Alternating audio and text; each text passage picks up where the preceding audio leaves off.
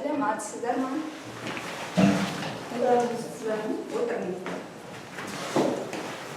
Бүгінгі сабағымыздың тақырыбы гобелен тоқу әдістерінің негізгі түрлері.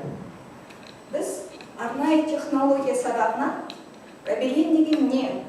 Оның қандай түрлері бар? Гобелен деген атау қайдан шықты?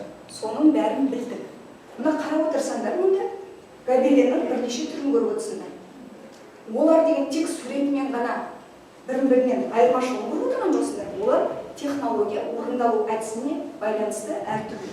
Мысалы, мынау түкті, түкті гобелен, кәдімгідей кілем сияқты. Ал мынау тықыр гобелен әдіспен орындалған. Енді соны біздер білу үшін біз ары қарай үш әдіспен шектеліп қана қоймаймыз, ары қарай басқа түрлерін үйрену керекпіз. Ол үшін інжу әдісін орындау үшін бізге сол станогымыз қажет. Одан басқа бізге қалың жіп керек, мынандай, және көмекші құрал керек. Көріп отырсыңдар. Енді қазір станоктарыңызды алдарыңызға алыңыз. Түзеп ыңғайлап қойып алыңдар. Енді мені тыңдаңыз.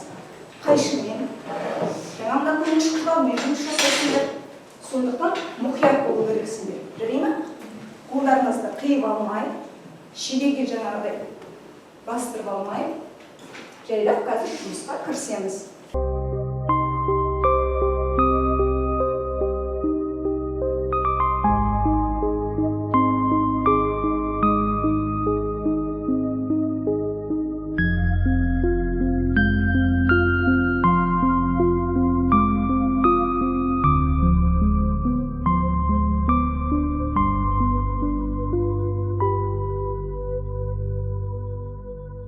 Жақсы жұмыс жасап отырсыңдар, бірақ кішкене шаршаған боларсыңдар, иә? Кішкене біз демалып алайық.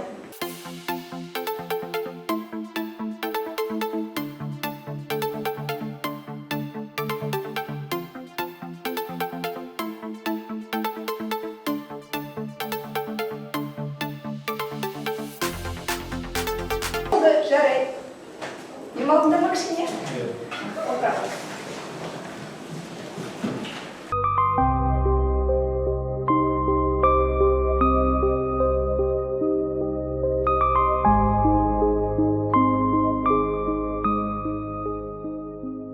Гобелен тоқу өнері күрделі, өте шыдамдылықты қажет етеді.